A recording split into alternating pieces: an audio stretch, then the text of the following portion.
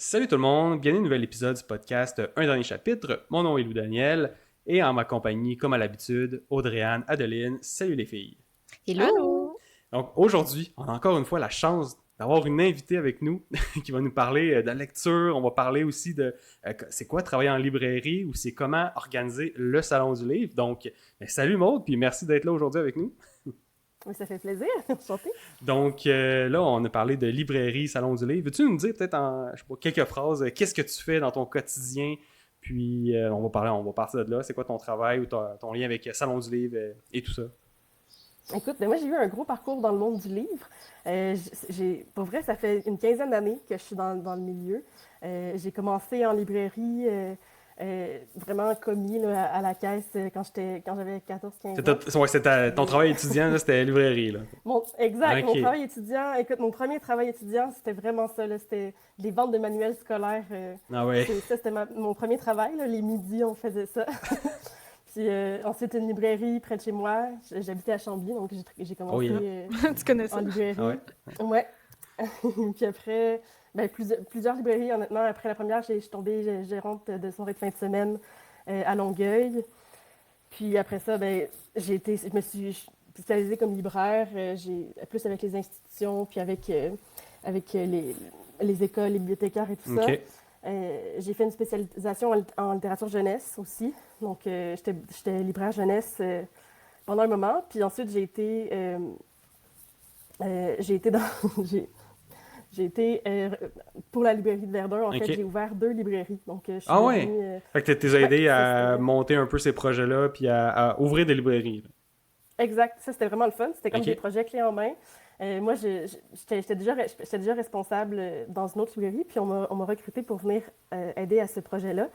Puis c'était vraiment, tu sais, dès l'ouverture. Donc moi, les premières tâches que j'avais à faire, c'était vraiment, tu sais, engager l'équipe. C'était très, très, très nouveau. On a balayé le local. Ils venaient de finir la peinture. Ok. On a Mais là, c'était c'est pas, c'était le début, c'est là. pas la même chose là, de vendre des manuels scolaires puis de monter une équipe puis de gérer du monde puis les stocks puis tout ça là. Non, mais c'est ça. Moi, Ouais. entre-temps, ça, je t'ai résumé comme 50... Ouais, ouais. J'ai résumé 10 ans en quelques lignes, là. Mais, tu sais, j'ai été gestionnaire de soirée de week-end pendant 2 ans. Ensuite, j'ai été gestionnaire de librairie, donc j'ai géré une équipe. Euh, Ensuite, tu sais, de fil en aiguille, là, j'étais gestionnaire à Saint-Jean, puis on m'a rappelé pour la librairie de Verdun à Montréal, Ok. pour ce projet-là, dans le fond, pour venir ouvrir 2 librairies. Ok. Puis ça, c'est vraiment... Première expérience de gestion à plus haut niveau, je dirais, là, vraiment, où j'étais en charge de recruter l'équipe, puis de faire les stocks, s'assurer faire les réassorts en librairie. Ouais. Est-ce que c'est toi qui décidais quel livre vous alliez Oui, avoir en exemplaire? Ah ouais. oui, oui, oui, oui. On pouvait, jusqu'à un certain niveau, le propriétaire était quand même très impliqué Ok. dans ce choix-là aussi. Mais moi, tu sais, j'avais des listes, il me donnait des listes et des listes de choses, en librairie, dans le fond, tu as 3 types de parutions que tu peux faire rentrer. Tu as ce qu'on appelle un dépôt, donc qui sont des livres de fond, qui sont souvent des livres qui sont plus anciens ou des livres qu'on peut faire des demandes spécifiques. Tu as des livres qui sont les mises en place. Donc ça, c'est souvent de 3 à 6 mois, puis ça dure... c'est toutes les nouvelles parutions, les nouveautés par maison d'édition. Mhm. Mhm. Puis, tu as ce qu'on appelle aussi ça fait longtemps, là, mais les offices, dans le fond. Toutes les nouvelles... les offices, c'est les livres qui paraissent dans les 2 dernières semaines ou Ok. dans les mois. Puis ça a une rotation aussi là, qu'on fait rentrer puis qu'il faut suivre aussi sur l'année. Donc, c'était la gestion de ce stock-là, mais aussi la gestion d'équipe, puis la gestion des retours de la librairie, Mhm. tout ça. Puis ensuite, on a poussé d'autres projets aussi. Mais on a commencé à faire des salons du livre dans des écoles avec ma librairie, la librairie Les Passages à la Chine, qui a été vraiment ma première librairie en gestion, au fond, Ok. après la Petite Bourgogne qu'on a ouvert. Mais après ça, c'est ça. Ok. C'était vraiment une belle expérience. Honnêtement, c'était un projet vraiment le fun. On a commencé avec ce projet-là à faire plusieurs salons dans des écoles de Montréal. Donc, ce qu'on faisait, c'est on prenait comme un inventaire pour les jeunes, dans le fond, là, de première... en fait, on faisait ça de première année jusqu'à 5e secondaire. Donc, dépendamment si on allait dans une école primaire ou secondaire, on adaptait notre fonds. Mhm. On y allait avec des vannes, donc, tu sais, 25 à 30 caisses de livres qu'on amenait avec nous. avec des tables dans les gymnases, dans les écoles. C'était une activité de financement pour l'école, dans le fond. Hey, je m'en Nous, souviens de on ça, je redonnait pense. à l'école. Mais moi, j'ai souvenir, là, ben, au primaire, là, il y avait des ventes de livres dans le... Admettons, je suis de Chambly, là. Ouais. Puis je me souviens que dans le gymnase, il y avait des ventes de... Tu viens de me faire penser à ça, là. J'avais complètement oublié ça. Je m'en souviens Mais qu'il y ça avait se ça. peut Fait que très ça, bien. c'était vous autres, là. Qui étaient peut-être pas là Ben, dans ce temps-là. sur la Rive-Sud, je sais pas, parce que nous, moi, j'ai vraiment développé ça. J'étais comme, hey, tu sais, ça, c'est comme une espèce de niche de librairie qu'on pense pas. Tu sais, on pense que c'est vraiment juste sur le lieu physique, mais il y a une façon de s'exporter, puis il y a une façon de se diversifier, d'aller chercher d'autres types de clientèle, d'aller voir d'autres enseignants. Tu sais, en librairie, dans le fond, les bibliothèques puis les écoles, c'est vraiment des gros clients pour les librairies. Ouais, ben oui. Puis Ouais. c'est des clientèles que moi j'aimais beaucoup. Tu sais, j'étais spécialisée en littérature jeunesse. Puis j'étais comme, hey, j'ai envie de développer ça, j'ai envie de leur faire un service, d'aller à la rencontre des élèves, d'aller voir pour les motiver à la littérature aussi. Tu sais, comme, OK. c'était vraiment ça, dans le fond, qui motivait le projet aussi. Ouais. C'est cool. Donc, Puis, est-ce que c'était populaire? Est-ce que tu voyais qu'il y avait beaucoup d'élèves qui repartaient avec beaucoup de livres? Ouais. Ouais. Ouais. Vous, est-ce que vous Chaque repartiez classe, quasiment les mains vides ou... honnêtement, ouais, dans les bons salons, on pouvait vendre plus que la moitié du stock qu'on amenait, là. C'est bon. C'était vraiment le fun, tu sais, puis il y a les parents qui venaient aussi à la fin de la journée. Dans le fond, c'était annoncé dans l'école. Nous, chacune des classes faisait leur visite à travers la journée aussi. OK. Mhm. Fait que ça dépend, tu sais, il y avait des très bons salons. Il n'y avait aucun gros flop, mettons, là, il n'y a pas eu où on n'a pas fait de vente ou ça n'a pas fonctionné, tu sais. On faisait quand même un travail en amont, nous aussi. On contactait la bibliothécaire, on parlait avec les enseignants, on regardait un peu, on leur demandait, on impliquait les élèves, c'est quoi les livres qu'ils aimeraient voir, qu'on amène, c'est quoi qu'ils voyaient dans leur classe aussi, puis on adaptait notre fond avec ça aussi. OK. Ouais. Ah non, c'est intéressant ça. Puis on va parler aussi de ton parcours un peu plus tard avec le Salon du livre de Montréal et tout ça. Puis d'ailleurs, est-ce que c'est ça que tu fais présentement? Ou excuse-moi, est-ce que c'est ça que tu fais présentement ou t'es ailleurs au niveau professionnel? Pour l'instant, je suis ailleurs, mais j'ai fait ça jusqu'à très récemment. Là. Ok. Jusqu'à janvier, j'étais avec le salon. Ok, quand même. Fait qu'on a quand même des choses à dire là-dessus. Mais peut-être avant d'aller dans ce côté-là plus professionnel, ben là, tu es une grande lectrice. Donc, on m'a dit ça, là, mon contact là, qui t'a référé m'a dit que tu lisais beaucoup de livres. Donc, c'est quoi ta relation avec la lecture? Tu lis depuis toujours ou c'est quoi un peu... Comment ça évolue? Oui, quand même, depuis toujours, je te dirais. Là, moi, j'ai appris à lire assez jeune et j'ai toujours aimé les gros livres. J'ai jamais... Dès que j'ai appris à lire, j'ai voulu lire des romans. Fait que, tu sais, mes premiers romans, là, c'est Le Seigneur des Anneaux, pour la version jeunesse, c'est dans les premiers livres que j'ai lus. Les Harry Potter, c'est dans les premiers livres que j'ai lus. Une version jeunesse, Seigneur des Anneaux? Il y a une version jeunesse, tome 1, 2, 3. Ah ouais? C'était Folio qui faisait ça dans le temps. Ok. Mais on connaît beaucoup la version adulte, mais il y a une version jeunesse qui existe, qui est quand même juste un petit peu plus courte. C'est juste certaines descriptions qui ont coupé un peu, ou que ça soit plus facile à lire, dans le fond, pour les jeunes. Là, mais... Ok.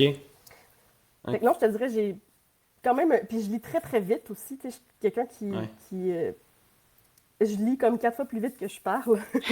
Fait que, tu sais, ça va... En tout cas, c'est ça. J'ai quand même j'avais un bon rythme. Je me souviens, quand j'étais très jeune, tu sais, j'allais en bibliothèque, je prenais...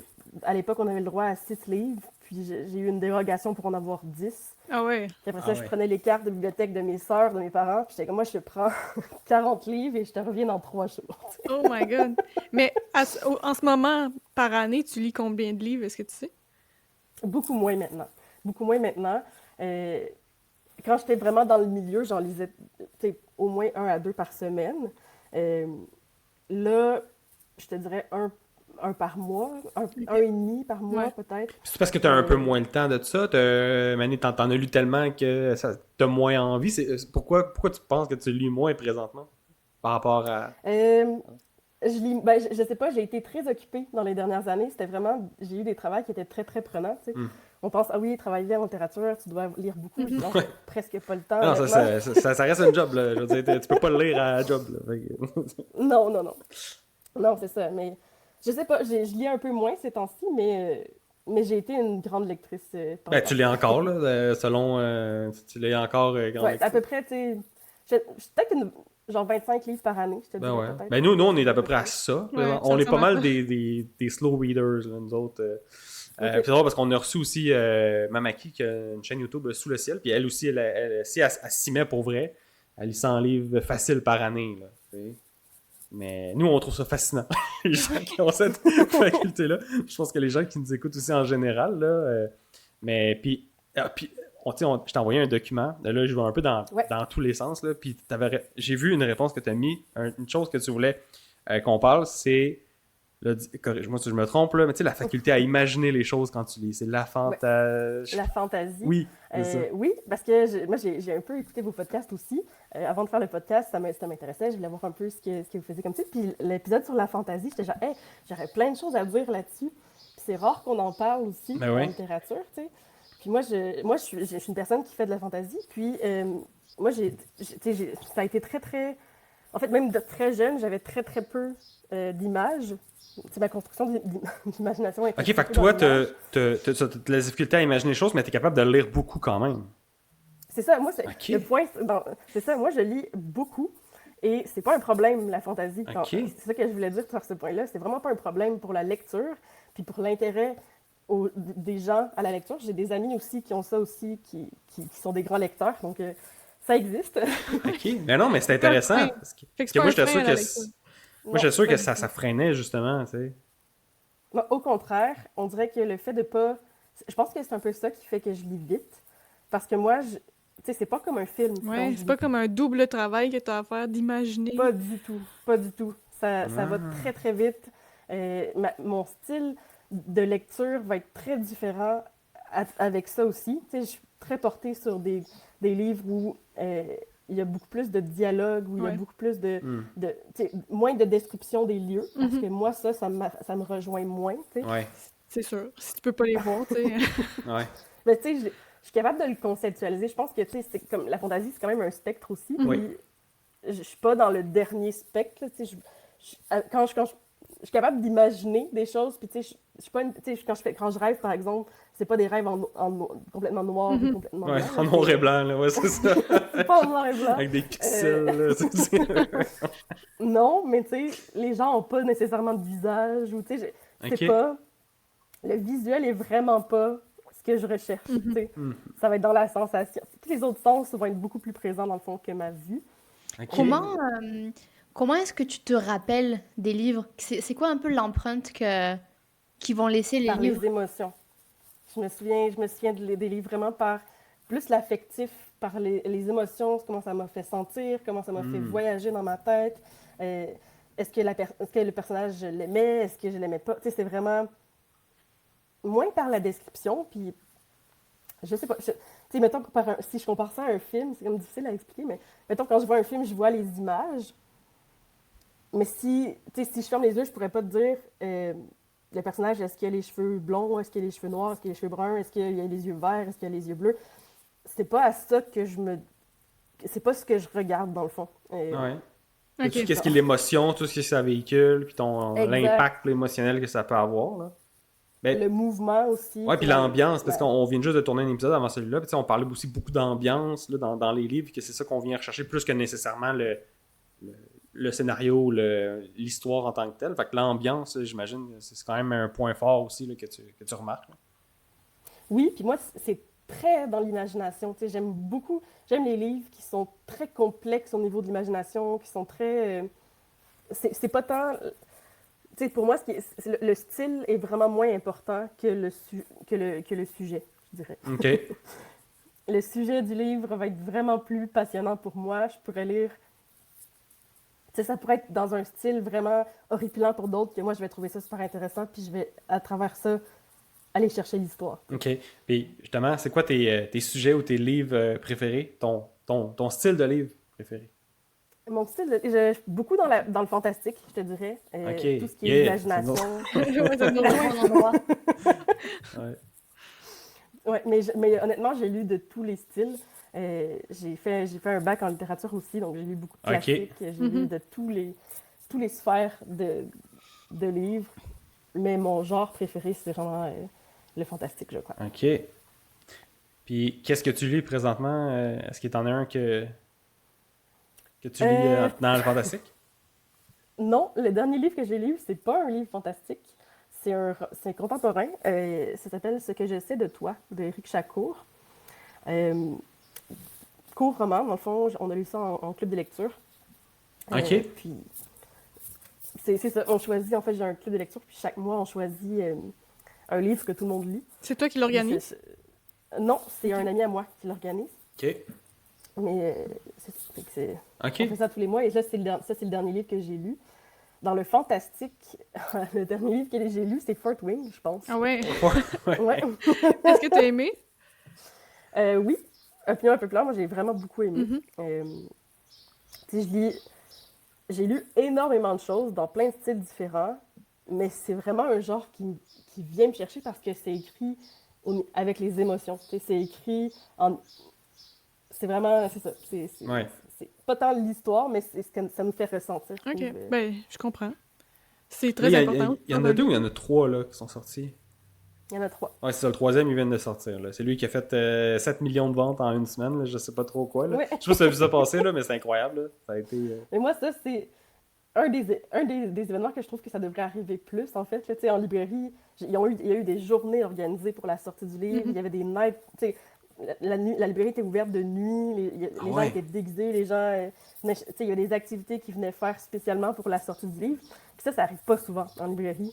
On avait fait ça pour les Harry Potter. On avait fait ça pour toutes des grosses parutions comme ça. Mais je trouve que ça crée un engouement autour d'un livre en particulier. Puis c'est le fun à commercialiser aussi. Ben Est-ce oui. qu'il y a Plus, est-ce qu'il y a des moyens de... Ben, à l'interne, est-ce que vous avez vent de cette sortie-là, elle va vraiment être... il y a beaucoup de marketing autour de ça, puis vous, en tant que libraire, vous pouvez vous organiser pour un petit peu faire mousser vos ventes aussi? Oui, en librairie, dans le fond, il y a ce qu'on appelle un représentant qui est affilié à chacune des maisons d'édition. Puis eux viennent voir les libraires chaque mois, chaque 2 semaines, dépendamment des librairies, puis ils te présentent leurs nouveautés. Donc, ils te présentent vraiment qu'est-ce qui va être à venir, sur quoi la maison d'édition va mettre l'emphase, c'est quoi les grosses parutions qui arrivent, pourquoi est-ce qu'on pense que ce livre-là va vraiment marcher, pourquoi celui-là, on l'attend et tout ça. Puis nous, on reçoit ça d'avance, on peut faire nos commandes aussi, puis ça nous permet une certaine prévision aussi. Puis tu sais, il y a les journées du livre aussi qui nous aident à ça, on rencontre les auteurs, on rencontre... ils nous racontent un peu l'histoire, on voit un peu ce qui va être prévu aussi comme communication autour du livre aussi. Donc oui, c'est très possible. OK. Intéressant. Fait que là, tu disais que tu avais beaucoup aimé Fort Wing. Puis ça, c'est une autre question aussi que j'avais posée. Tu penses quoi des trends de BookTok? Toi, t'embarques ou pas? Tu penses quoi de ça? Écoute, moi j'ai vraiment une opinion impopulaire là-dessus. Là. Let's go! Je trouve que il y a plus de chances que j'embarque dans un trend TikTok OK. qu'un livre qui a gagné un prix, par exemple. Mhm. Parce que, historiquement, c'est des livres que j'ai souvent appréciés, que j'ai pu recommander à d'autres, qui se sont passés dans mon entourage, qui me moussent bien. Fait que, tu sais, je sais pas, il y a quelque chose d'affectif qui vient chercher les gens dans ces livres-là, qui sont faciles à vendre, qui sont faciles à faire apprécier à d'autres, puis qui développent la littérature chez d'autres personnes. Donc, moi, c'est vraiment... Je vais souvent les lire, puis je les classe. Et après ça, je me dis, OK, tu sais... je les recommande à d'autres personnes ensuite, selon, tu sais. Ouais, c'est ça. Parce que c'est quand même mass market, tu sais, puis il y a une raison là, que ça plaît à autant de personnes. Fait que toi, c'est plus le côté, OK, je vois qu'il y a une opportunité de ce livre-là de plaire à beaucoup de gens, fait que c'est bon pour que les gens puissent lire, donc je le conseille. Oui. OK, c'est vraiment cet aspect-là de ça peut spread, là, ça peut vraiment aller loin, puis ça peut faire lire du monde. Ça peut faire lire du monde, ça peut développer des passions, ça peut... le fait qu'on parle d'un livre, là, c'est jamais négatif selon moi. Là, plus qu'on va parler du livre, plus qu'on parle de la littérature. T'sais. On a parlé d'Acotar, on a parlé de Fort Wing, c'est des livres qui ont attiré beaucoup de lecteurs à la littérature, qui vont lire autre chose après ça. « Hey, j'ai beaucoup aimé ça, est-ce que tu pourrais me recommander quelque chose qui ressemble à ça? » Puis après ça, au fur et à mesure, tu les enlignes vers d'autres choses, ils trouvent leur taille de livre spécifique, tu sais, c'est... Ouais. Moi, j'aime passionner les gens pour la littérature, puis je pense que les trends TikTok, ça m'aide à faire ça. Ouais. Ouais, c'est hot. C'est hot de voir ça de ce sens-là. C'est vrai que j'avais pas pensé à ça, que tu sais, ça fait effet boule de neige, que là, finalement, tu sais ça, tu entres dans la lecture, tu deviens un fan de lecture, c'est le fun. Ouais, vraiment. Moi, je me souviens, tu sais, ce qui m'avait fait embarquer dans la lecture là, quand j'étais plus jeune, c'est Amos d'Aragon. Ça, c'est la première grosse série fantastique que j'ai lue. Je les ai tous lus. Ben oui, non, c'est ça. Moi, je pense que je les ai même pas tous lus. Mani, j'avais arrêté, là, mais j'étais rendu quand même loin. Mais c'est ça qui... Je tripais, là. J'étais là, oh mon Dieu, c'est fou ce que ça peut faire. Tu sais. Là, je sais pas qu'est-ce qu'il fait Brian Perrault, là. Je sais pas s'il publie encore, là, mais... salut, si tu Oui, nous il a écoutes. fait plusieurs autres séries aussi. Je me souviens, tu sais, c'était Les Intouchables, quand Amos Dragon est sorti, ils ont fait comme 5 ou 6 autres grosses séries parallèles qui fonctionnaient assez bien. Oui, Qui ont oui, fait, oui. tu sais, en tout cas, Pacal, Daran, Oui, des ouais. trucs comme ça là, qui sortaient autour d'Amos Dragon. Ouais. Fait que ça fait ça aussi, tu sais, quand on a un livre culte qui sort, ça donne plein de projets à plein d'autres auteurs qui écrivent sur plein d'autres sujets ensuite, puis ça stimule le milieu du livre, je trouve. Ouais. Puis là, j'ai envie de te poser une question parce que, comme je l'ai dit, on vient de tourner un épisode sur un peu les livres dérangeants ou fucked up qu'on a lus. Ouais. On a beaucoup parlé de Patrick Sénécal. As-tu un avis sur Patrick, sur notre chum Patrick? Moi, j'aime bien Patrick. Je l'ai Ouais. rencontré souvent. C'est quelqu'un qui est très drôle, qui est très friendly. Attends, tu l'as rencontré souvent, t'as dit? Oui. Ok, non, excuse, j'avais juste pas compris. Vas-y, continue. J'ai beaucoup lu de ses livres aussi. Tu sais, j'ai lu de ses livres. Le premier, je pense, j'avais 14 ans. Là, tu sais. Ouais, ben moi aussi, Mais c'est nous ça, aussi. là. C'est genre AliceL.com, secondaire 3, là. Ouais. On n'a pas la même, là. Ouais. Est-ce que j'ai... Mon Ça premier, va? moi, c'était Le Passager. Oui, Oui. oui. Ça bug un petit peu, oui. Correct. Continue, Mais je ouais, vais- le premier, ça a été Le Passager, en fait. Puis AliceL.com aussi, un dans mes préférés ensuite. Là.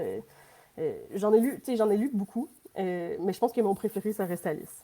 Mhm. Ouais, Mais est-ce que ben ça t'arrive, tu sais, si t'aimes pas un livre, est-ce que tu vas le dire ou est-ce que tu vas comme quand même le recommander aux autres en disant, tu sais, toi, tu pourrais l'aimer même si moi, je l'ai pas aimé, ou tu vas être honnête en disant, tu sais, je pense pas que t'aimes ça.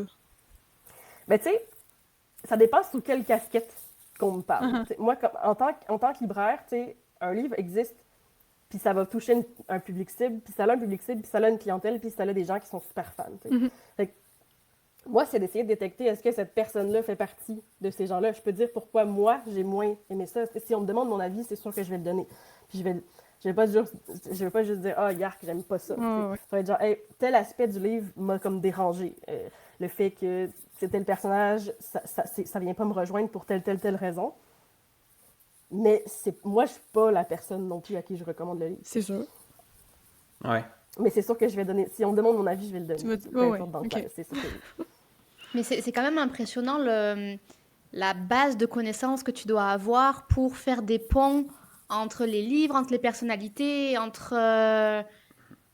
Il y a vraiment une base de données en fait dans ta tête pour ensuite guider au mieux la personne qui est en face de toi.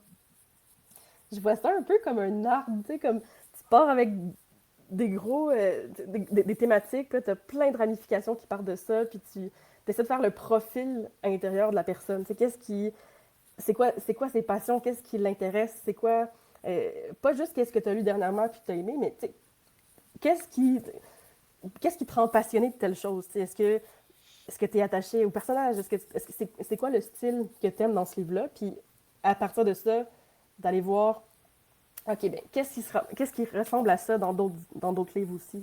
Puis tu sais, toi, t'as pas nécessairement non plus lu tous ces livres-là, fait qu'il faut que tu aies ces connaissances-là de livres que t'as pas lus non plus, mais qu'il faut que tu te rappelles que, ah oui, ça parle de ça, puis ça ressemble à ça. C'est beaucoup. Ouais.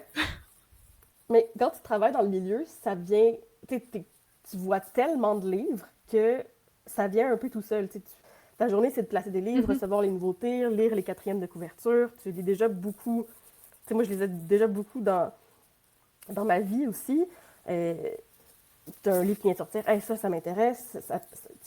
J'en lisais beaucoup aussi, mais tu as plein de choses, des outils pour t'aider aussi. Tu as les textes que les représentants disent aussi. Pourquoi est-ce que...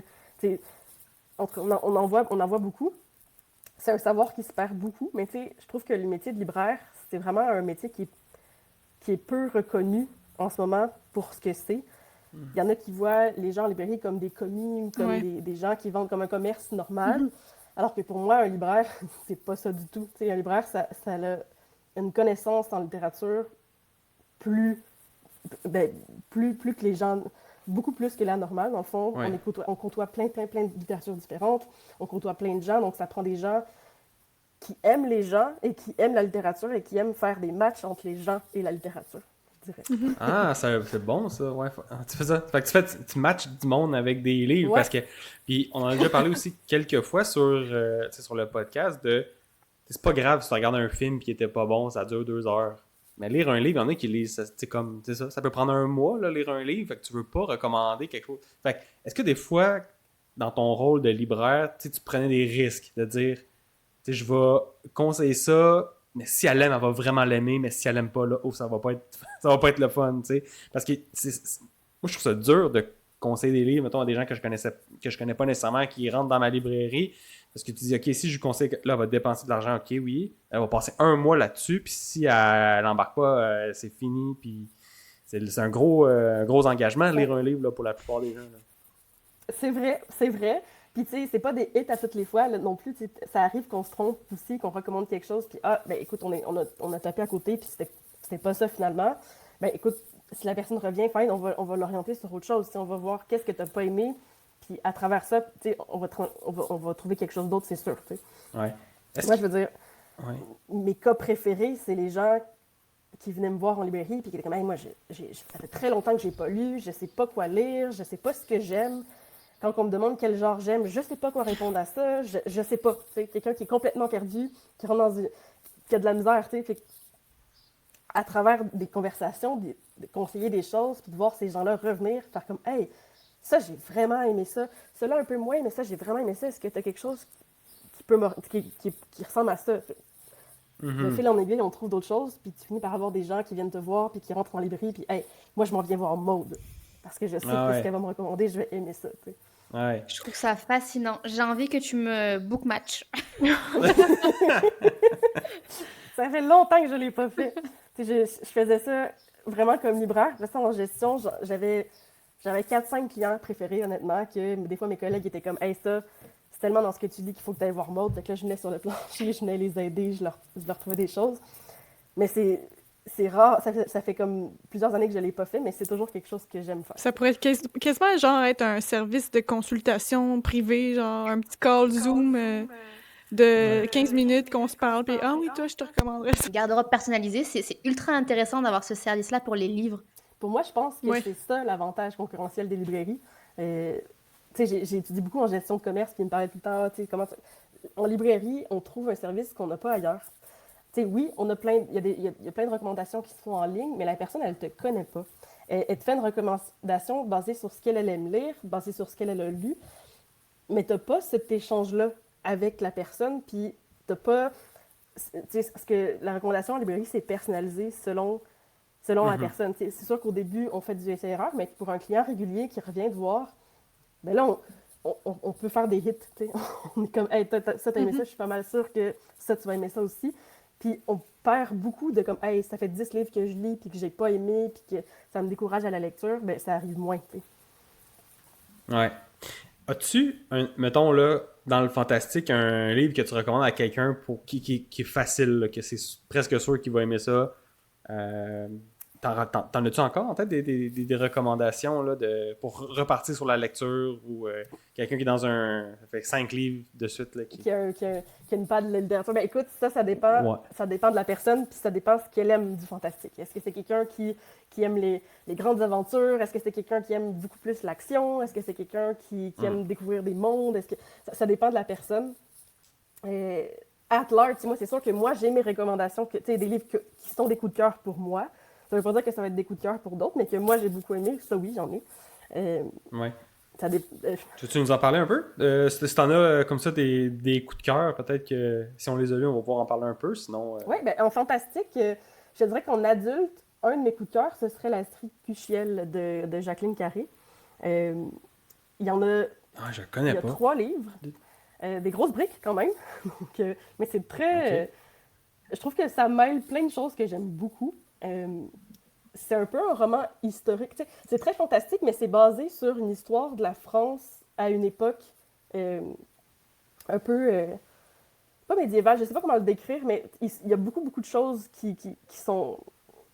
Je ne suis pas très bonne pour décrire les livres, vu ça, mais en tout cas, c'est vraiment une série que je recommande en 3 livres. Beaucoup d'action. On parle d'une jeune héroïne qui devient Je veux pas dire prostituée, parce que c'est pas ça dans cet univers-là, mais Ouais. qui est comme vendu dans une maison. Puis dans cet univers-là, c'est vraiment une classe de gens euh, qui, un peu comme des prêtresses, je te dirais. Mais en tout cas, puis il y a plusieurs maisons Ok. différentes. Puis le personnage qu'on suit, on suit de ses 7-8 ans jusqu'à sa vie très âgée, dans le fond, dans les derniers tomes. Euh, Ok.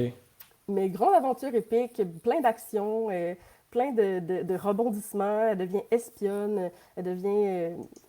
elle embarque dans plein de quêtes, puis elle va découvrir plein d'autres régions qui sont basées sur des régions qui existent vraiment, mais qui sont bonifiées par le fantastique aussi. Donc c'est vraiment... Moi, c'est ce qui m'a intéressé dans le fond de cette série-là, qui est plus Mhm. adulte.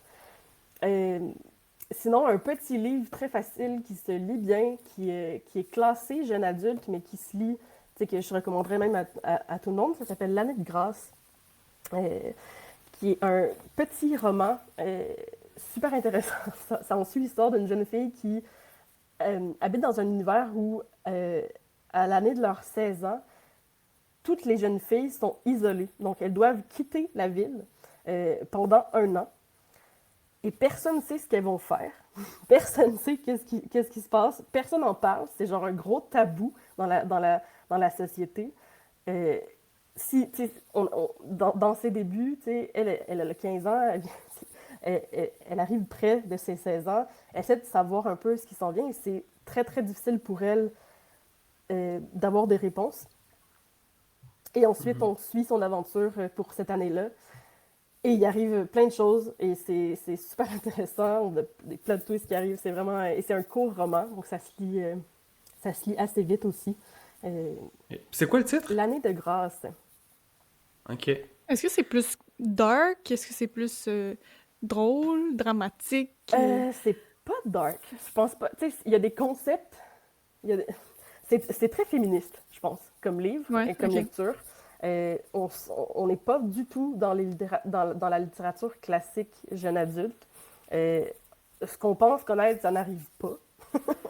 Ouais, ok. Ça brise un peu les codes du genre. C'est pour ça que ça en fait un bon livre, je trouve, pour raccrocher au Hmm. fantastique. C'est facile à faire lire aussi à des gens qui lisent pas souvent du fantastique, qui ont pas... Parce qu'il n'y a pas des gros éléments de pouvoir ou de sorcier. C'est vraiment très... Il y a des éléments fantastiques, mais dans une réalité très, très Proche proche de de la la nôtre. nôtre, là. Ça a Ouais. l'air intéressant, en tout cas. Plus dans une dystopie, Ouais. je pense. Ok. Puis, parce que c'est ça, tu sais, le fantastique, ça on en a parlé aussi un peu, mais tu sais, c'est pas nécessairement accessible à tout le monde parce que c'est beaucoup, tu sais, faut que tu construises l'univers fictif, là. Tu Effectivement. Effectivement. sais, fait que les premiers livres ou les premières pages, des fois, un peu plus lent parce qu'il faut savoir qu'est-ce que le mot qui est pas prononçable veut dire, puis, tu sais, il y a plein de choses à mettre en place en scène avant de commencer pour vrai. Fait que, tu sais, c'est bon d'avoir justement des livres plus accessibles, plus faciles comme ça. Mais toi, t'aimes ça, les séries, là, mettons là, de Wheel of Time. Là. Oui, As-tu lu oui, je ça? l'ai lu. Je m'en suis Ouais? pas rendue. C'est combien de livres ça? Écoute, il y en a beaucoup, là. Il y en a comme au moins une quinzaine. Je sais même pas combien il y en a, en fait. Mais moi, j'ai lu Ouais. les premiers. Euh, faudrait que je sache, je pense, pas une trentaine, mais tu sais, j'ai lu des séries où il y a vraiment beaucoup de livres, là. J'ai jamais... Ouais. Tu sais, par exemple, je pense au Perry Rhodan, par exemple, qui sont rendus genre au tome 600 quelque chose. Il y en a énormément. Ça fait des années et des années qu'ils sortent des tomes à l'infini. Très... tu sais, en tout cas, moi, ça, c'est moins mon style, mettons, quand il y a beaucoup, Ouais. beaucoup de livres. Euh, L'épée de vérité, par exemple, de Terry Goodkind, ça, j'ai bien aimé. Il y en a beaucoup, je pense il y en a comme 15 qui sont sortis. Euh, de ce que je me souviens, ça se peut qu'il y en ait sorti d'autres depuis. Mais ça, c'est une des sagas fantastiques que j'avais bien aimées aussi, dans les Ok. séries où il y a plusieurs tomes. Euh, je sais pas, il y en a plein, mais ça me vient Est-ce plus. que t'as lu Discworld? Non. Ah, ouais. Je voulais que quelqu'un m'en parle. C'est pas grave, c'est pas grave. Découvrir par moi-même, c'est correct. Sinon, tu sais, pour les Ouais. plus jeunes, pour découvrir le fantastique, un des livres que j'ai beaucoup, beaucoup, beaucoup aimé, c'est Elana de Pierre Bottero. Euh, c'est sa série qui s'adresse plus aux jeunes adultes, je dirais. Mais ça part avec Willan. Donc, les mondes des Willan, ça, c'est le deuxième. Mais la quête des Willan, le premier. Ouais. La quête des Willan. OK. Ça, on part vraiment dans une personne... C'est une jeune fille qui est dans un univers normal, qui habite vraiment comme sur la Terre, là, dans notre réalité à nous, et qui va petit à petit découvrir le monde de l'imagination. Donc, puis c'est très bien imagé, je trouve, pour le fantastique. Ça te donne un chemin mental, je trouve, pour tomber dans le genre fantastique. Des possibilités qui peuvent être faites. C'est plus jeune, mais je trouve que c'est une bonne série pour comprendre le fantastique dans les débuts, pour les premiers lecteurs.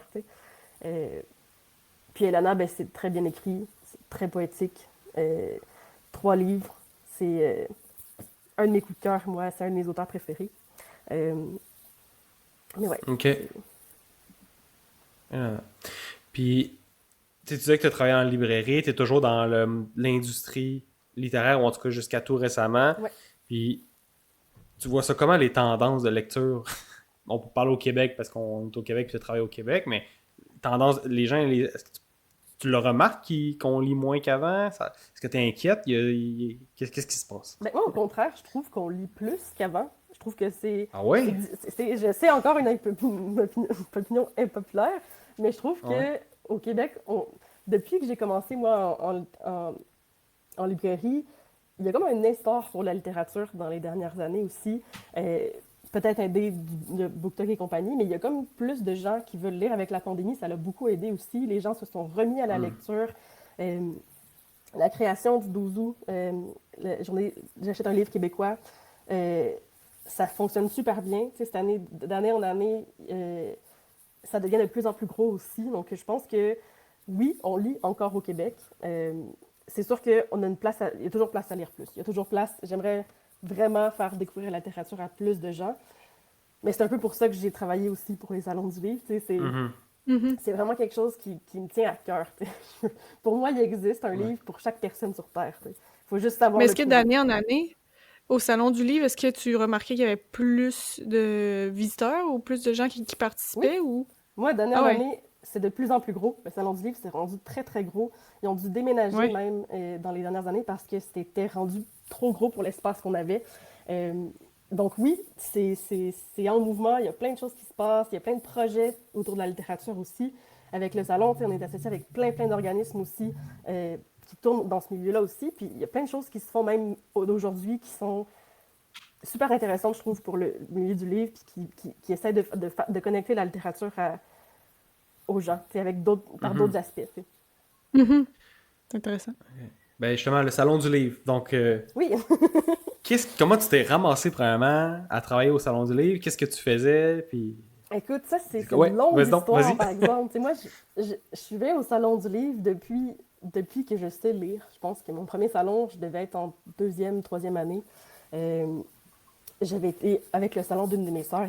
Sa classe allait dans une école, puis moi, je vais crash cette sortie-là, je vais y aller avec vous autres. Puis ça a été comme une découverte. Je suis tombée en amour avec le milieu du livre en allant au Salon du Livre. Les auteurs sont accessibles, les gens sont là, ils ont le temps de te parler, ils ont le temps de communiquer. Je trouve que c'est vraiment, vraiment fait autant pour les adultes que pour les jeunes. C'est vraiment un lieu qui m'a fascinée depuis que je suis très jeune. J'y allais chaque année. Puis j'ai trouvé un poste au Salon du Livre. Écoute, je suis tombée sur un... Dans mon truc, dans ma vie, en fait, après la pandémie, la librairie, ça l'a vraiment diminué. On a dû fermer vraiment... il y a plein de personnes... En tout cas, ça a vraiment diminué à cette époque-là. Tous nos salons dans les écoles, ça l'a tombé, ça aussi. Donc, c'était très, très calme. Et moi, j'étais rendue, on travaillait seul tout le temps. Et moi, je ne suis pas quelqu'un qui travaille bien seul. Je suis une fille d'équipe, j'aime ça avoir du monde avec moi. J'ai besoin de ça aussi. Donc, j'ai pris une pause à ce moment-là. Dans ma vie, je suis allée faire une formation en gestion de commerce. Puis, à la fin de ma formation, même pas vrai, je travaillais en recrutement ensuite. Puis ensuite, je suis tombée sur le poste du Salon du Livre. J'ai appliqué. J'étais comme, hey, ça, c'est comme mon dream job. si, si je devais Ouais. travailler à quelque part, tu m'aurais dit, à 7 ans, tu t'en vas travailler au Salon du Livre quand tu vas être plus vieille. J'ai réussi ma vie. C'était vraiment... Ah ouais. T'as réalisé ton J'ai réalisé rêve. mon rêve de jeunesse, tu sais. Et Puis c'était quoi ton poste? en fait, j'étais responsable de l'administration du Salon du Livre. Donc, en gros, je m'occupais de tout ce qui était la gestion des contrats, la gouvernance pour le salon, tout ce qui était le recrutement aussi les nouveaux employés, les procédures. C'était comme un poste qui était très, très large aussi. Mais on était bien occupés. Je faisais tout ce qui était reddition de comptes aussi, des demandes de financement, parce que le salon, en fait, c'est un OBNL, donc un organisme à but non lucratif. Salon du livre, ouais, Ouais. c'est un OP. Ok, ça, je savais pas ça. Non lucratif, on ne fait pas de profit avec ça, c'est pas ça Ok. du tout le but. Le but, c'est de faire découvrir la lecture, de faire que les gens aiment les livres, de propager ça, d'aller parler à plein de milieux différents, d'être rassembleur. Donc, moi, c'est des valeurs qui me parlaient vraiment beaucoup. Puis c'est ça qui m'a amenée dans ce milieu-là. Mhm. J'ai fait 2 éditions du Salon du Livre, donc les 2 dernières éditions, et j'ai adoré. C'était vraiment mais c'est très, très, très prenant, par exemple. Tu sais, c'est un très gros poste, c'était beaucoup, beaucoup Ouais. d'heures, c'était... Mais est-ce que c'est à l'année longue prenant ou c'est vraiment quand on approche, là, c'est là que tu travailles beaucoup puis tu comptes pas trop tes heures? Comment, tu sais, c'est-tu à l'année longue ou c'est de temps en Je te temps? dirais que pour d'autres postes, tu sais, on est comme une douzaine dans l'équipe du Salon du Livre, pas à l'année. À l'année, on était 5 personnes, mais on est une douzaine sur l'année, puis ça dépend. Tu sais, il y a des gens qui vont être... En fait, on est tous très occupés à l'année, mais Hmm. il y a des périodes un peu moins occupées. Tu sais, je te dirais que janvier à mars, c'est un peu plus tranquille. Mais moi, janvier à mars, c'était quand même une de mes grosses périodes aussi parce que c'est toutes les redditions de comptes, toutes les demandes de financement qui arrivent à ce moment-là, fin d'année financière, toutes les nouvelles embauches aussi. Donc, c'est un feu roulant. Donc, il y a vraiment Mhm. il y a très peu de temps mort. Et la très, très grosse période, c'est sûr que de septembre à novembre, là, on est C'est la vraiment... C'est la folie. folie. Ouais. Fait que c'est ça. Ah Ah ouais. ouais, moi, je savais pas que c'était toute l'année Ouais, c'est toute l'année. que tu pouvais avoir un poste là-dedans. Mais 12 personnes, c'est pas beaucoup, me semble, pour organiser tout ça. C'est pas beaucoup quand on va sur le salon puis qu'on découvre. Mhm. Tu sais, moi, j'ai fait beaucoup de salons. Dans les dernières années, c'était au Palais des Congrès. Puis, tu sais, on Oui. compare un peu aussi. Tu sais, puis c'est très différent, le Salon du Livre versus les autres salons que j'ai faits. Tu sais. Oui.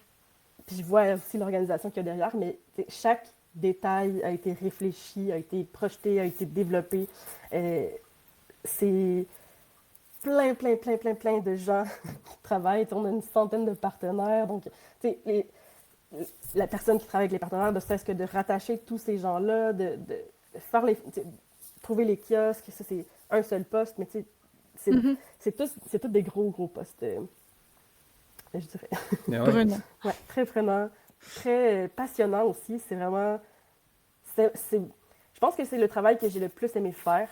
J'étais vraiment 100% sur mon X, mais ça m'a dépassé, en fait. C'était trop gros pour moi. Ah ouais. C'était très difficile de rattacher et beaucoup, beaucoup de temps supplémentaire, beaucoup, beaucoup de... Mhm. Ouais, faut vraiment que ce soit comme tu le fasses comme que ce soit une vocation quasiment, là, comme mission, là, que tu le portes, puis tu comptes pas tes heures, puis C'est tu ça, le ben, fais, c'est puis... ce qu'on fait. C'est ce que tous ceux qui travaillent au salon, je pense que c'est ça. C'est des gens qui sont passionnés, qui ont envie de transmettre, qui font ça par passion, en fait, là, tu sais, qui donnent de leur temps, qui sont des vrais passionnés. Ça prend ça aussi. Je pense que c'est un univers où on a besoin de ça, mais c'est ça, c'est très intense aussi. Ouais. Puis c'est quoi un peu la réputation du Salon du Livre de Montréal à l'international? Tu sais, parce que je sais qu'il y en a plusieurs, ou je sais qu'il y en a, mettons, il y en avait un à Trois-Rivières, me semble. Mais tu sais, est-ce qu'on le Salon du Livre à Montréal, c'est comme reconnu mondialement? C'est quoi un peu là, la position? Là? Écoute, je pense qu'il y a 9 salons au Québec. Le Salon du Livre de Montréal, c'est un des plus gros en Amérique du Nord. Ah On ouais. est reconnu absolument en France, en Belgique. Dans d'autres salons, les gens ont entendu parler du Salon du Livre de Montréal. C'est quand même un gros salon aussi. Là. Même au salon, Ok. moi j'ai été au Salon du Livre de New York aussi. Les gens, ils savaient on était qui aussi. C'est le fun aussi. Wow. C'est très reconnu. Je pense qu'on a une très bonne réputation aussi. Là. C'est un très bel événement. On essaie de s'adresser à tout le monde aussi, de donner une place à chaque styles de livres aussi, d'avoir des auteurs diversifiés, d'avoir des romans diversifiés, d'une programmation qui parle à tout le monde aussi. Je pense qu'on a une bonne réputation, oui. En tout cas, moi, j'en parle dans mes activités de DD. Allez, vas-y, fais-la ta plug, Dédé. C'est parce que j'ai un compte TikTok dans lequel je parle d'activités à faire à Montréal. Ok. Puis souvent, il y a quelques journées que l'accès est gratuit si tu as ta carte de membre des bibliothèques de Oui. Montréal. Fait que là, ça, je le plug dans mes activités pour dire aux gens, allez voir, allez en profiter. Exact. Il y a moyen d'aller gratuitement au Salon du Livre Mhm. à peu près n'importe quel moment dans la semaine selon, selon, Ouais.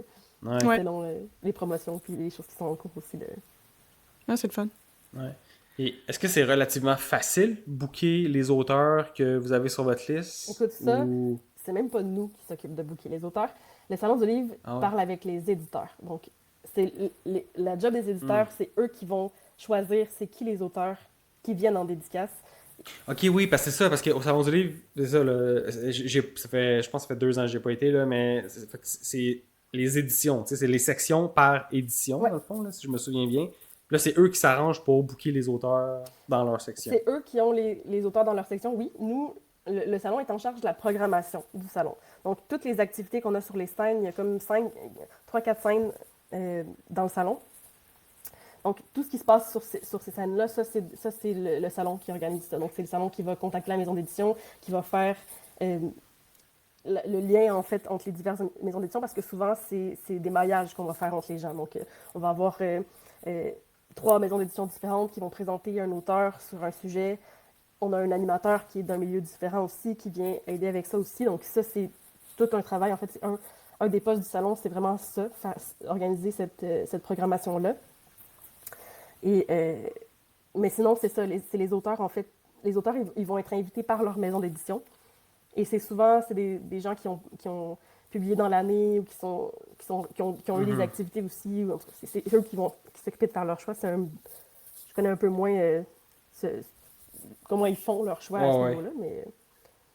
Est-ce qu'on vous prévient quand même assez tôt de qui vient pour que vous puissiez faire votre communication adéquatement par rapport à qui sera présent? Nous, on le sait à peu près entre juin puis des fois même novembre. Des fois, on a des surprises. Il y a toujours des surprises. Il y a des gens, « Hey, mon Dieu, il y a tel auteur qui vient. » On est comme 20 jours avant le salon. Il faut trouver quelque chose. Ça arrive.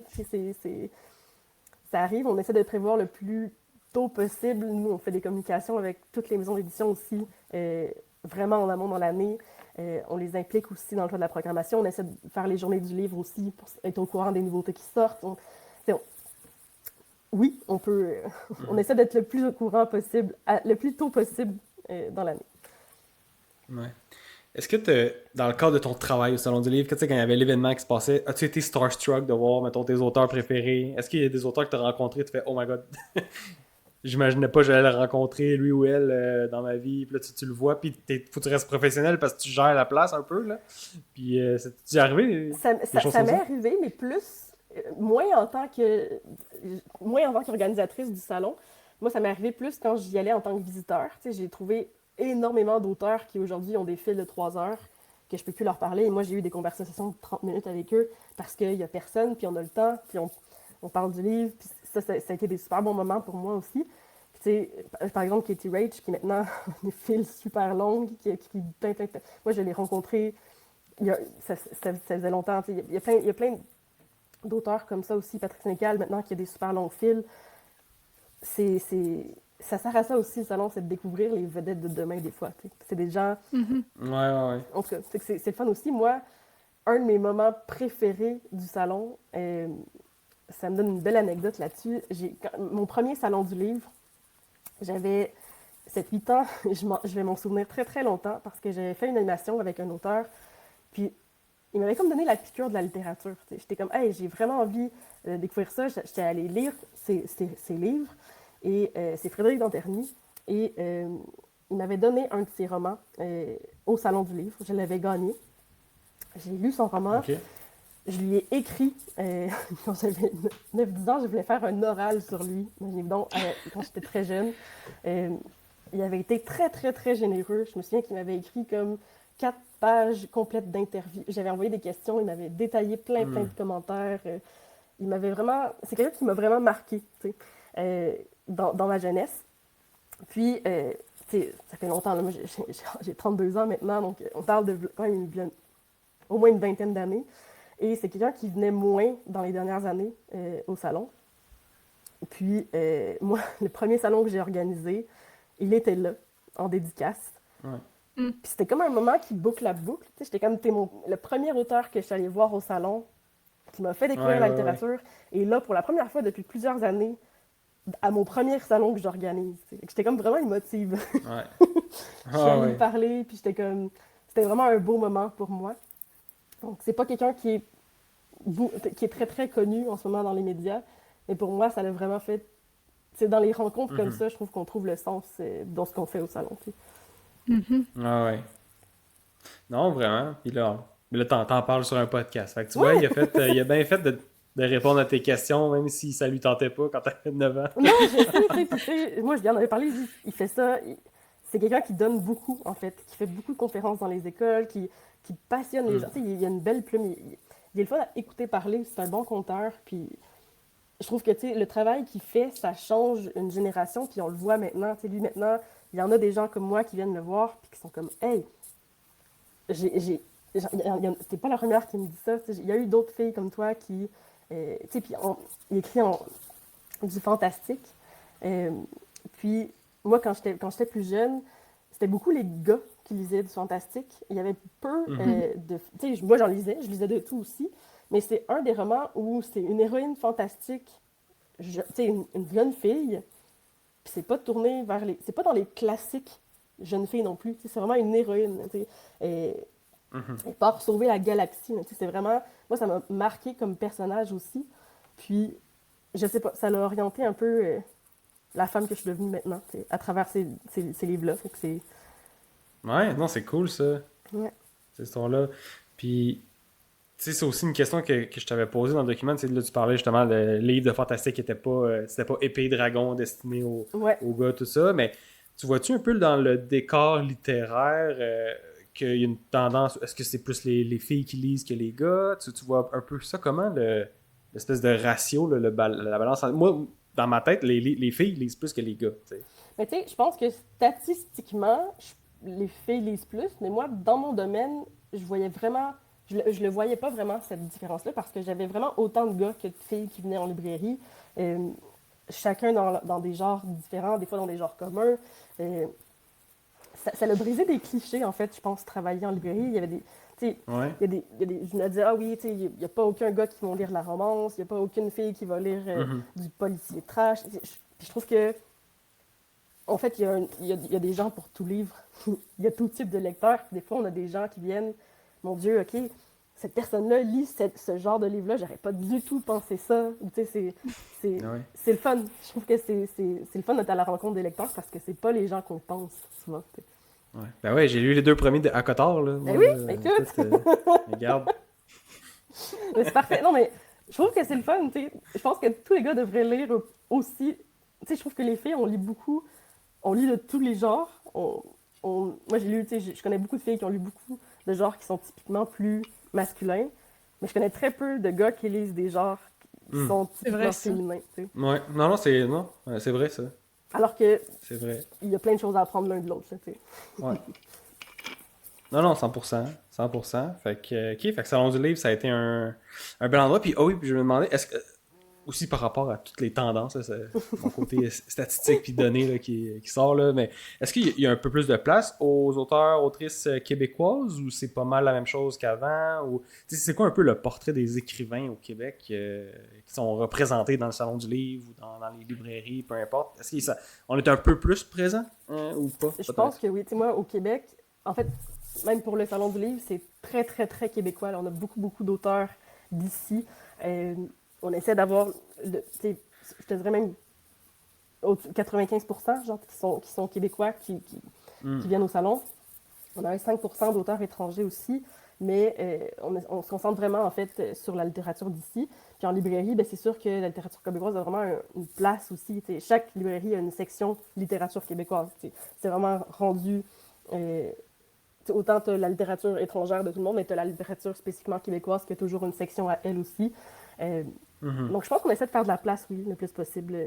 Moi, tu sais, j'avais des auteurs aussi qui venaient en auto-édition, par exemple. J'avais des auteurs qui venaient, ceux qui viennent moi, j'avais une brigade à la Chine. Quand tu venais de la Chine, tu as écrit un livre, bien, certain que je vais prendre ton livre, que je vais le mettre de l'avant, que je vais essayer de te faire découvrir dans ton quartier, dans ton... C'était important, ça aussi. Ouais, fait qu'il y a une solidarité quand même, là, avec... Absolument, absolument. Puis il y a une place à ça aussi, tu sais. On les écoute, ces gens-là. Si c'est un livre qui vend, tu vas en parler aux gens. Donne-moi-en en dépôt, on va le mettre de l'avant aussi, on va le faire découvrir, on va lui donner un public aussi. Là. Ouais. Est-ce qu'il y en a des auteurs, des autrices du Québec, à part la personne qui t'avait nommée plus tôt, là, que tu recommandes, qui sont pas assez connus? Moi j'avais lu Le Plongeur de... Je me rappelle même plus c'est quoi le nom de l'auteur. Je sais pas oui, je sais. Tu l'as toi aussi, Le Plongeur. Je l'ai derrière moi. Tu l'as à toi? Ouais, Je l'ai pas lu encore. Je suis pas bonne avec les noms, OK? Mais la série La Bête de... Ouais. David Goudreau. Lui, je recommande. Goudreau, je trouve que c'est bien écrit, on sort des classiques, c'est assez sombre aussi, le personnage c'est une bonne lecture, je pense. OK. Ouais, David Goudreau. Il y a Jean-Philippe Barry-Guerrard aussi. Oui, Jean-Philippe Barry-Guerrard, c'est un bon auteur aussi.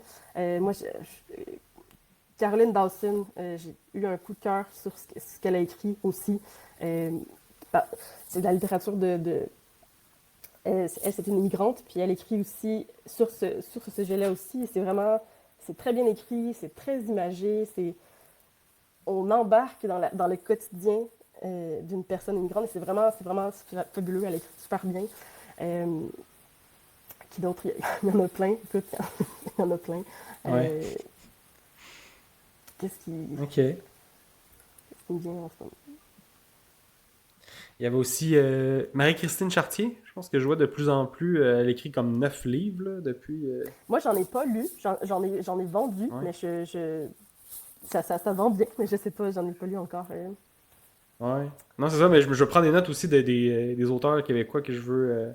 Parce que nous, ici, le podcast, on lit beaucoup de fantastiques américains, tu sais, ou anglais. Il manque de Québécois dans notre répertoire. Ouais, c'est ça. Tu sais, parce qu'on se raccroche aux classiques, à ce qu'on voit aussi sur BookTok, puis c'est souvent pas mal juste des recommandations. Mais est-ce qu'il existe beaucoup de fantastiques dans les livres québécois qui sortent? Parce qu'on se parlait de ça dans un épisode, on disait qu'il n'y a pas vraiment de variété on trouvait dans la littérature québécoise. Moi, dans ce que je lis, c'est sûr que j'ai toujours plus de facilité à trouver dans la littérature américaine, je pense, parce que il y a énormément de livres qui sortent qui sont pile poil dans mes intérêts. T'sais. Il y en a un petit peu au Québec. Je pense que c'est quelque chose qui est en développement. Il y a quelques maisons d'édition qui en font aussi.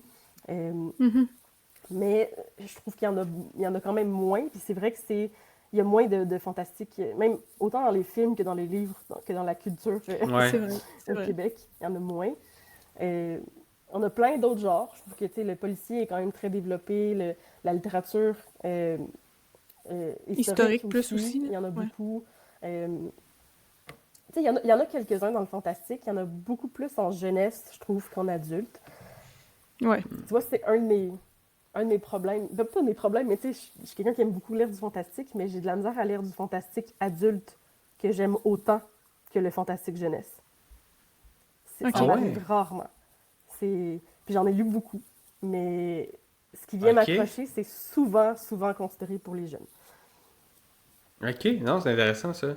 Ouais, je sais pas pourquoi, mais tu sais, mes coups de cœur, la plupart sont vraiment sont considérés pour un public jeune, tu sais.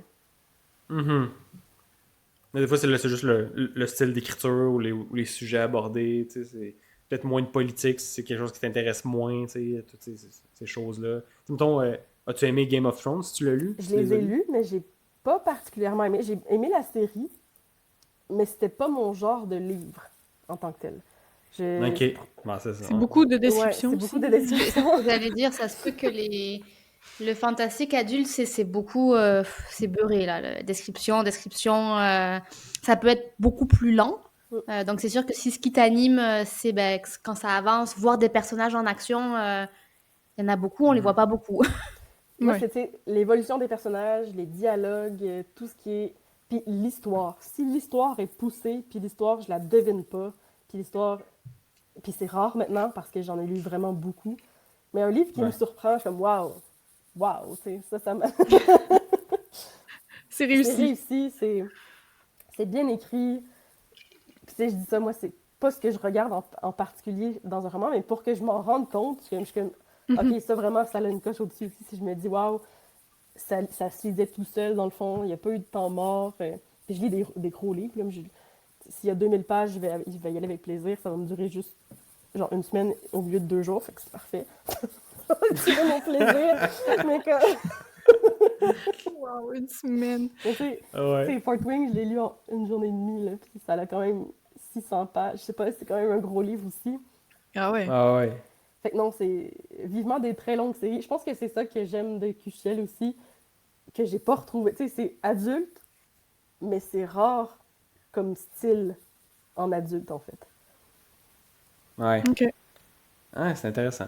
C'est intéressant. Mm. Puis, avec tous les livres que tu lis, puis que tu lisais aussi, est-ce que tu les achètes tous? Est-ce que tu as une grosse bibliothèque chez toi qui est remplie à craquer ou tu lis toutes à la bibliothèque comme notre amie Adeline ici? Comment Après, comment t'as tu gères accès ton budget gratuitement? livre? Ouais, c'est ça. écoute, pendant très très longtemps, mon budget livre, j'ai été très choyée parce que quand t'es libraire, ben t'as beaucoup de perks qui viennent avec ça. Mhm. Déjà, on avait des gros rabais sur les livres, vraiment, c'est près de 40 à 50% de rabais des fois. Euh, on peut demander aussi à nos représentants des livres qu'on a beaucoup aimés si on peut les avoir en service de presse. Donc, un service de presse, c'est un livre qu'un éditeur t'envoie en cadeau pour que tu le lises, que tu parles, que tu fasses découvrir. Euh, Hmm. on recevait beaucoup de livres comme ça aussi à toutes les semaines, que tu les reçois, si tu l'aimes, prends-le, il est pour toi. On a un livre pour chaque personne. Donc, entre les demandes spécifiques, les livres qu'on recevait en cadeau, puis le rabais, ben, ça me coûtait pas très cher d'en acheter. Donc, j'en ai acheté, j'ai beaucoup, beaucoup de livres chez moi. J'en ai donné beaucoup, mais j'ai beaucoup de bibliothèques remplies. Euh, mais maintenant, tu sais, j'ai été une adepte de la bibliothèque aussi. Là, à Chambly, à Chambly, j'ai fait un défi avec les bibliothécaires. C'était une petite bibliothèque dans le temps. Maintenant, elle est beaucoup plus grosse, mais à l'époque, Ouais. il y avait comme une dizaine de rayons en littérature jeunesse, ou tu sais, jeune adulte. Puis on n'avait pas le droit, en fait, avant 12 ans, de monter pour les adultes. Et moi, j'ai dit, OK, j'ai dit, madame, j'ai dit, si je lis chaque livre qu'il y a sur les tablettes, est-ce que j'ai le droit de venir en haut? Oh mon Dieu. C'est vrai, oui, il y avait une section pour adultes, là, Exact. ou en tout cas plus vieux. Là. Ok, oui, c'est vrai. À Oui. l'étage, là, il y a comme la section adulte, puis en bas, c'est vraiment, tu sais, t'as les livres pour enfants, tu sais, vraiment album, compte, puis t'as les livres plus ados aussi. Puis je dis, si je lis toute la section des ados, est-ce que j'ai le droit de monter? Tu sais? Puis c'était un défi. Puis tu l'as Je l'ai tout lu. Je dis, OK, on commence par A, les 10 premiers. Les 10... C'était ça, là, c'était... Mes parents ne me croyaient pas. Tu sais, mon père, il m'avait fait Oh un my quiz. God. Il dit, là, il dit, t'as pris 10 livres à la bibliothèque, ça fait 3 jours qu'on est à Lys. Impossible que t'aies plus rien à lire. On était dans un souper familial. On dirait quasiment que tu faisais juste assemblant, genre. Ben, Ok. c'est ça, il dit, c'est quoi, tu les scannes, Mais non, je les lis. J'ai amené la pile de livres, j'ai dit, prends n'importe lequel, commence à n'importe quelle page, puis j'ai fini la phrase qu'il lisait, tu sais. J'ai dit, je l'ai lu, Wow. je les ai lus, les livres. Maintenant, donnez-moi de la matière. Laissez-moi aller voir les adultes. Laissez-moi lire. C'est comme ça que tu as découvert Patrick Sénécal. Ouais. Non, c'est comme ça que j'ai découvert l'historique québécois. En fait, j'ai ouais, ok. des longues séries qui durent longtemps, là. Oh, ouais. Vraiment. Ah ouais, non, ça c'est le fun. Puis peut-être une dernière petite question avant qu'on termine. Ça fait pas mal 1 heure qu'on enregistre. Tu penses quoi des liseuses versus livre papier? Est-ce que tu en as une liseuse? Est-ce que tu l'utilises? J'avais une liseuse. Je l'utilise très peu. Je lis beaucoup sur mon téléphone. Moi, l'écran Ah ouais? ne me dérange pas du tout. Donc, Ok. oui, je peux lire facilement des briques sur mon téléphone. Facilement, je peux lire dans n'importe quelle occasion. Puis, je suis une très grande adepte des livres audio aussi. Hmm. Vraiment. C'est un de mes... Tu les écoutes où, hein? Tes livres audio? Sur Audible, j'imagine? Oui, mais la BANQ, la BANQ a une très grosse section de livres audio qui est la Bibliothèque et Archives nationales du Québec. Pour ceux qui ne connaissent pas, dans le fond, dès qu'on a une carte de bibliothèque qui est gratuite pour n'importe quel citoyen du Québec, on a le droit d'aller trouver des livres audio en ligne. Donc, ils sont prêtés pour pour les 3 prochaines semaines ou le prochain mois. C'est renouvelable aussi, complètement gratuitement. Beaucoup de titres en anglais et en français. Donc, il y en a beaucoup là-dessus. Donc, puis sinon, moi, j'ai Audible aussi, Spotify, partout où on peut lire les livres audio, j'en lis aussi. Ouais. Ben, c'est ça, il y a beaucoup... Tu sais, moi, je savais pas avant, mais juste avec un abonnement premium de base à Spotify, tu as accès quand même à beaucoup de livres audio, là. Le problème... Il y a des gens qui ne savent pas nécessairement, qui payent pour leur musique, mais il y a aussi des livres là, que tu peux aller écouter. Tu peux, mais petit bémol pour Spotify, c'est que tu as seulement 18 heures d'écoute. Donc, par exemple, tu écoutes un livre audio... Par mois, hein? Par mois. Tu t'endors dessus, genre. Puis, t'as les 4 prochaines heures qui s'écoulent, ben, tu peux pas réécouter ton livre avant le mois suivant. Expérience vécue. OK. Fait que sinon, faut que tu prennes l'abonnement supérieur pour avoir plus d'heures. Mais avec l'abonnement de base... Même l'abonnement supérieur, tu peux acheter des heures d'écoute, mais c'est super cher. C'est comme, t'achètes pour 25$ comme 5 heures. Je dis des chiffres au hasard comme ça, là, je sais pas c'est quoi les vrais chiffres, mais j'avais regardé pour avoir du temps. Dans le plein milieu d'un livre, je suis au chapitre 21, il me reste jusqu'au chapitre 35, ben, j'attends le mois suivant. C'est difficile pour moi. Ah ouais, ok. Ok, non, ça, je savais pas, tu vois, c'est bon. C'est combien d'heures environ un livre? Ça dépend. Moi, c'est beaucoup d'heures parce que je lis des grosses briques. Ouais. Puis, je sais pas, genre 35, 36, 40 heures peut-être. Ok. À peu près. Pour te donner une référence, Dédé, j'ai emprunté le tome 3 de Winter Night, tome 3. Oui. Matin, en audiolivre, lui, il fait 14 heures. Ok. Bon. Fait que c'est quand même assez court, puis C'est ça. tu aurais utilisé presque toutes tes heures de Spotify. Je les utilise. Un 18 heures, pour vrai, c'est un tome de 300-400 pages. Si tu t'endors pas dessus, si tu veux parvenir en arrière, tu lis d'une traite. ça passe vite. Non, mettons Fort Wayne, par exemple, que j'ai lu en livre audio. Je pense qu'il y a 35 chapitres, genre dans la première partie. C'est séparé déjà en première, deuxième partie. Puis, je pouvais pas aller toute la première partie, en fait. Ça a arrêté en plein milieu de la première partie. Donc, Ah non, ça, c'est poche. Ça arrête. Ouais. Il y avait une dernière chose que j'avais pas parlé, mais que je voulais parler, que j'étais comme, dans les trucs improbables, tu sais, que... Vas-y. Moi, je lis beaucoup de séries de livres, et je lis souvent pas le tome 1 en premier. Ah ouais? Ah ouais? Ça m'arrive de lire... Ok, non, ça me surprend. C'est ça, je vais dire, tu sais, comme, ça arrive pas souvent, mais ça m'arrive de commencer, tu sais, j'ai commencé par le tome 2, ou commencer par le tome 4, ou commencer par le tome 5, comprendre le livre, est-ce que j'aime ça? Tu fais exprès, là? Je fais exprès, il y en a que je fais exprès. Il y en a un, le premier que j'ai fait ça, c'était tellement un coup de cœur, que j'étais comme, waouh, est-ce que c'est comme ça tous les livres? Ça s'appelait Winter, une série de 4 livres, puis c'était le dernier, Winter, et incroyable, genre, il n'y a aucune scène perdue, c'est comme, tu comprends bien l'histoire, c'est des livres à part entière, mais c'était un des premiers avec qui j'ai fait ça, puis sinon, tu sais, Twilight, quand j'étais jeune, j'ai commencé par le tome 2. Ok. Est-ce que c'est parce que tu avais vu le film ou... Non, moi j'ai lu Twilight avant que ce soit un sujet. Genre, Ok. je savais pas c'était quoi du tout. Il n'y avait pas de film, il n'y avait pas rien. Le troisième n'était pas sorti. Puis j'ai commencé par le tome 2.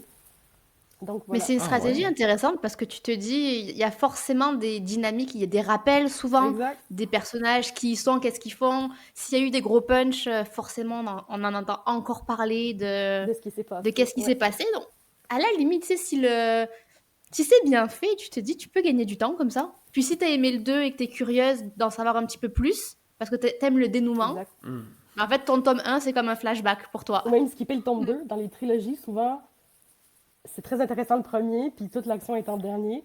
Des fois, tu peux skipper le 2. Quand t'aimes moins ça. Oui. Ou, Ouais. C'est vrai. Fait que tu lis juste le 3 puis t'as tout compris là. Des fois, oui, c'est quelque chose. Mais c'est à essayer. Pour vrai, je suis sûre qu'on serait surpris. Il y en a, tu sais, mon meilleur exemple, c'est vraiment ça, le Winter, le Cinder, le premier. Il faudrait que je trouve c'est quoi. Marissa Meyer, je pense, l'auteur. Chaque tome est comme un peu indépendant. Il se focus sur un personnage en particulier, mais les personnages, ils reviennent dans chacun des livres. Puis, tu sais, ça te prend le suivi de leur histoire et on comprend. C'est comme un build-up jusqu'au tome 4, mais le tome 4 est juste incroyable. T'sais. Tout se passe, tout est là. Moi, j'ai lu ça en livre audio. J'ai dit, c'est un des meilleurs livres. En plus, la narratrice, elle est incroyable. j'ai dit, c'est un des meilleurs livres audio que je pouvais commencer, en fait. Ah ouais. Ben, Adeline, tu feras ça avec Robin Hobb. Oui. Puis tu sais, moi, il faut savoir, j'adore les spoilers aussi, là, je suis une bébête bizarre pour ça, là, plus je sais d'avance de choses, tu sais, je vais relire beaucoup, je peux relire un livre 60 fois sans problème, si je l'aime. Plus je le sais d'avance, plus ça bonifie ma lecture. J'aime ça, savoir les choses d'avance, j'aime ça me spoiler. Quand j'étais jeune, j'allais lire la dernière page avant de lire le début, parce que je voulais savoir si ça allait finir d'une bonne façon, tu sais. Ouais, c'est ok, non, mais c'est vrai que c'est bon, là, on dirait que tu filtres bien tes choses comme ça, là, puis tu perds pas de temps. Non, puis moi, tu veux me vendre un livre, parle-moi de la fin, parle-moi des intrigues, parle-moi de ce que tu as aimé du livre du début à la fin, je vais être encore plus contente de le lire après. Ah! C'est vraiment intéressant. Oui, nous, c'est comme l'inverse, genre, dis-moi rien. Non, parce que c'est vrai qu'il y a des livres qui fonctionnent aussi un peu comme ça, où ils te donnent un peu des indices de la fin. Il y a même des livres, en fait, qui commencent par la fin, puis ça remonte. Et c'est vraiment intéressant parce que tu te dis, moi, je viens de finir une série comme ça, t'as envie de voir comment est-ce que le personnage s'est rendu dans cette situation-là, qui est comme souvent très rocambolesque, parce que ça commence, c'est comme, wow, t'es qui? Pourquoi t'es en train de mourir? Donc c'est vrai qu'au final, c'est surcoté le spoiler, finalement. J'aime ça, mais c'est vrai. T'sais, par exemple, le film Memento, je sais pas si vous avez déjà vu ce film-là, ça commence par la scène de la fin, puis la scène de l'abus, la première scène, c'est la dernière. C'est vraiment un film déconstruit. Moi, j'aime ça en littérature aussi. J'aime comprendre d'avance, j'aime aller comprendre l'histoire, puis revenir au début, lire le tome 4 pour aller lire le tome 1, lire le dernier d'une série pour lire le premier, puis comprendre qu'est-ce qui s'en vient. J'aime ça. Ah, ouais. Mais j'avoue que l'expérience comme ça doit être vraiment différente, là. Même si au final, mettons là, que tu lis les 3 livres là, d'une trilogie, mais tu commences avec le 3, puis ça tu fais 1, 2. Ouais. J'avoue que même si tu as lu les 3 livres, c'est la même chose que si tu les avais lus de 1 à 3. Exact. L'expérience est pas pareille, pas en tout, là. Ton expérience de lecture change complètement. Ton intérêt pour les personnages est complètement différent des autres. Ça change la perspective aussi. Fait que je le ferai pas sur toutes les séries, mais il y a des séries où des fois je me dis « Hey, ça me tente bien de commencer par la fin, puis d'aller voir comment on s'est rendu là. » Ok. Faudrait je suis pas prête à prendre le risque, ça, je vais le dire. Mais je comprends l'intérêt. Mais on dirait que je trouve la chienne là, que finalement que ça me nuise après, que ben là je connais déjà la fin, fait je suis moins motivé. Les 2 premiers. Ouais. Moi, j'aime, mais je comprends le truc. J'aime plus relire que lire pour la première fois. C'est un des... Ah, ok. C'est bizarre de même, mais je pense que c'est peut-être avec la fantaisie aussi. Ben non, mais t'as un rythme de lecture élevé aussi, fait que tu peux t'en permettre tout un peu plus des relectures, mettons, puis tu peux découvrir plus de choses que tu n'avais pas trouvé les premières fois, puis en même temps, quand je vais au resto, je prends toujours la même affaire, là. Je prends ce que je sais que je vais aimer, là, fait que quand tu sais que tu as un bon livre, pourquoi, si ça te procure du plaisir, vas-y, là. Ouais, il y en a que je relis, qui c'est comme, si j'ai un bug de lecture, écoute, ça c'est un go-to, j'ai adoré ça, c'est sûr que ça me restarte, puis que je suis capable de lire autre chose après, tu sais.